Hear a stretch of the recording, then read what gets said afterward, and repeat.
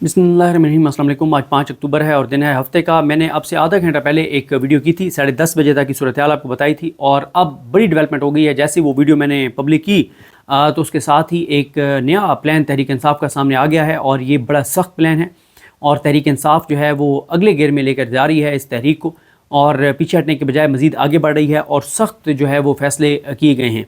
और ये फ़ैसले माइनस अलीम इन गंडापुर समझ लें कि माइनस अलीम इन गंडापुर जो है ये फ़ैसले हैं। और मैंने आपको पिछली वीडियो में अलीम इन गंडापुर साहब का जो किरदार रहा है आज पिछले 4, 5, 6, 8 घंटे में वो सारा आपको बता चुका हूँ, उसको मैं रिपीट नहीं करूँगा। और इसीलिए अब ये प्लान किया गया है कि जो भी चीज़ आगे करनी है वो फिल वक्त जो है वो माइनस अलीम इन गंडापुर हो। दोबारा इतना सिर्फ कहूँगा, बाकी मैं वो सारी तफसीलात जो पिछली वीडियो में दी नहीं दोहराऊँगा कि अगर अलीम इन गंडापुर वाकई अगवा हैं तो जैसे ही वो सामने आएंगे तो उनके बयान से अंदाज़ा हो जाएगा कि वो अगर अगवा थे तो वो क्या बयान देते हैं, और अगर वो गिरफ़्तार हैं तो फिर वो कल उनको अदालत पेश किया जाएगा, और अगर वो ख़ुद ही वो हैं तो फिर वो एक ऐसा बयान दे सकते हैं कि मैं तो सोया हुआ था, इस तरह का बयान भी वो दे सकते हैं। खैर, अब तहरीक इंसाफ का नया प्लान जो सामने आया है उसके मुताबिक, तहरीक इंसाफ के नए प्लान के मुताबिक तमाम कबायली मशरान जो हैं और जो जिरगा मेंबरान हैं उनके साथ जो है वो रब्ते करने का फ़ैसला किया गया है। और बल्कि जो जनूबी अज़ला हैं उसकी जो मुख्तलिफ़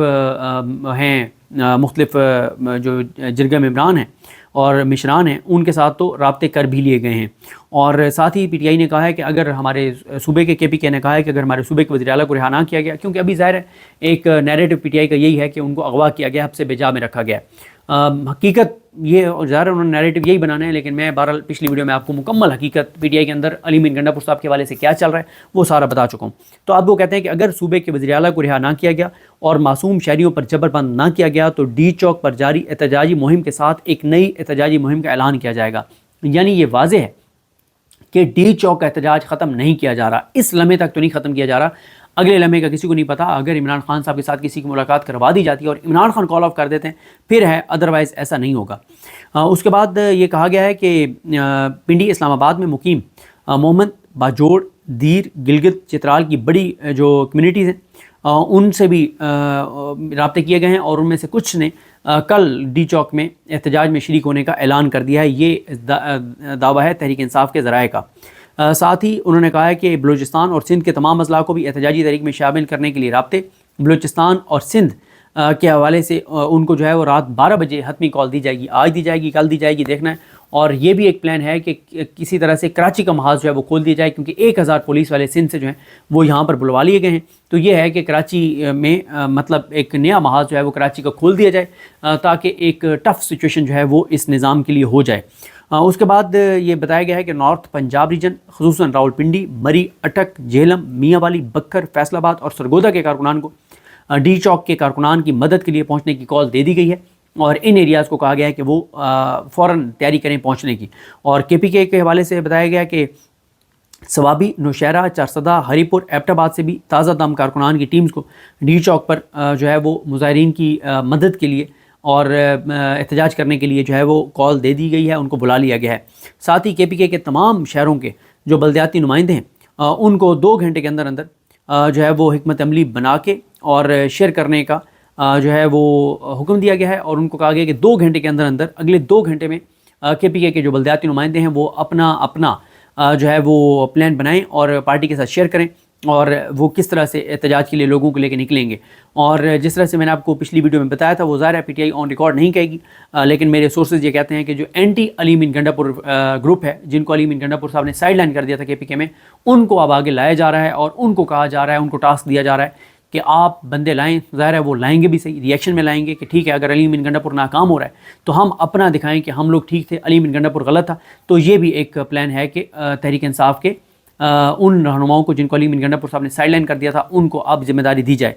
और ये एक रियलिटी भी है कि इस मौके पे जो भी कारकुनान को निकालेगा, एक ऐसा टाइम है कि वो पूरे पाकिस्तान में, पूरे इंटरनेशनली जो ओवरसीज़ पाकिस्तानी इस वक्त देख रहे हैं उन सब में उसकी ब्रांडिंग हो जाएगी, उसका नाम बन जाएगा कि इस क्रूशल मौके पे कौन है जो बंदे लेके निकला है, और उसका ज़ाहिर है फिर उसका टिकट भी पक्का है, उसकी सियासत भी ज़िंदा रहेगी। उसके अलावा जो दूसरी डेवलपमेंट है वो ये है कि KPK असम्बली का इजलास कल, अब शायद आप में से कुछ देख रहे हो 12 बजे के बाद, तो इतवार को जो है वो इजलास جو ہے وہ بلا لیا گیا ہے. پہلے یہ سوموار کو اجلاس ہونا تھا, اب اتوار کو اس اجلاس کو بلا لیا گیا ہے, اور اب اس میں جو ہے وہ سخت تقاریر کی جائیں گی, اور ایک اس لیے بھی یہ کیا جا رہا ہے کہ تمام ایم پی ایز اور منسٹرز وہاں پر موجود ہوں, اگر وہاں سے نکلنا پڑے دوبارہ تو وہیں سے روانہ ہوں اور آسانی ہو ساری چیزیں. اور اب جو بھی پلان بنایا جائے گا, اس وقت تک جو پلان ہے, علی امین گنڈا پور صاحب سامنے آ جاتے ہیں, کوئی سخت بیان دے دیتے ہیں, کوئی اعلان کر دیتے ہیں, وہ ایک الگ چیز ہے. لیکن اس وقت جو ہے تحریک انصاف کا فیصلہ یہ ہے کہ اب جو بھی پلان بنایا جائے گا وہ اینٹی علی امین گنڈا پور پلان ہوگا, کیونکہ بہت سخت اظہار برہمی ہے اس وقت پارٹی کے اندر علی امین گنڈا پور پر کہ انہوں نے بڑی زیادتی کی ہے پارٹی کے ساتھ اور اس تحریک کے ساتھ.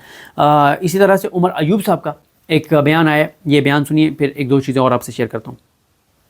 آپ نے خیبر پختونخوا ہاؤس اسلام آباد کا محاصرہ کیا, گھیرا کیا, اندر گئے, رینجرز گئی, اسلام آباد پولیس گئی, دروازے توڑے, کوئی جواز نہیں تھا. وہ ہمارے ایک چیف منسٹر ہیں, ہمارے اس صوبے کی عزت ہے, ہم لوگ اس کی شدید مذمت کرتے ہیں. پاکستان کی سب سے بڑی پولیٹیکل پارٹی کے صوبائی صدر ہیں علی امین خان. کوئی شرم ہوتی ہے, کوئی حیا ہوتی ہے. وہ اسٹیٹ کا حصہ ہیں, وہ آپ آئین اور قانون کی ذرا آپ کوشش کریں کہ وہ پڑھیں اور اس کو سمجھیں. اسٹیٹ کی ڈیفینیشن, ریاست کی ڈیفینیشن کیا ہے؟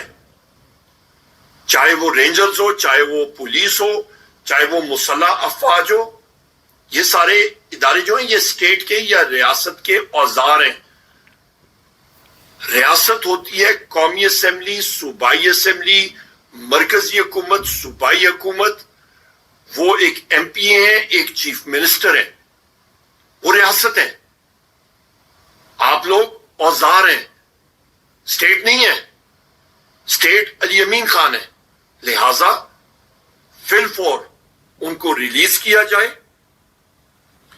ملک میں پالیسی کشیدگی ہے, ملک کا آئین آپ نے بکھار کے رکھ دیا ہے. جو تشدد اس فارم 47 کی حکومت نے, شہباز شریف نے اور مریم نواز نے پاکستان تحریک انصاف کے نہتے لوگوں پہ کی ہے, اس کو ہم نے کنڈیم کرتے ہیں. میں یہاں پہ مبارکباد پیش کرتا ہوں پاکستان تحریک انصاف کے بہادر ورکرز کو, جس طرح آپ پہنچے ہیں ڈی چوک. اللہ آپ کو ہمیشہ اپنے حفظ و مان میں رکھے. آخر میں ایک بار پھر ڈیمانڈ کرتا ہوں کہ ہمارے چیف منسٹر ہمیں واپس ملنے چاہیے خیر و عافیت سے. بہت شکریہ. پاکستان زندہ باد. یہ عمر ایوب صاحب کا بیان آیا ہے, تیمور جھگڑا صاحب وغیرہ ان کے بھی بیانات آئے ہیں, اور چیزیں جو ہے نا وہ میں نے جیسا آپ سے کہا ہے کہ جو ہے وہ بہت اس وقت تیزی سے جو ہے وہ بدل رہی ہیں اور ڈیولپمنٹس ہو رہی ہیں. لیکن اب جو تحریک انصاف کا ایک نیا پلان سامنے آیا ہے, اس پلان کے مطابق تو یہی ہے کہ مجھے لگتا ہے کہ چیزیں اور زیادہ خراب ہوں گی. یہ کسی صورت یہ بات ہضم نہیں ہوتی کہ عمران خان کی کال, عمران خان کے کہے بغیر کیسے یہ احتجاج کال آف ہو سکتا ہے. جب کل بھی پولیٹیکل کمیٹی کی میٹنگ ہوئی تھی تو اس میں شہباز گل نے یہ دھمکی دی تھی, اور شہباز گل نے کہا تھا کہ اگر پولیٹیکل کمیٹی نے احتجاج کال آف کیا اور اگر کوئی گیا عمران خان کو ملنے اور اس نے عمران خان کو کوئی ایسی پٹیاں پڑھائیں اور بتایا کہ یہ معاملہ ہے وہ معاملہ ہے, تو میں اعلان کروں گا کہ یہ عمران خان سے نہیں ملے. تو پھر آپ کو جب تک آپ جو ہے وہ نہیں کریں گے, عمران خان کا ویڈیو پیغام نہیں لائیں گے تو کوئی نہیں مانے گا. تو بڑا ایک ایگریسو وہ صورتحال تھی.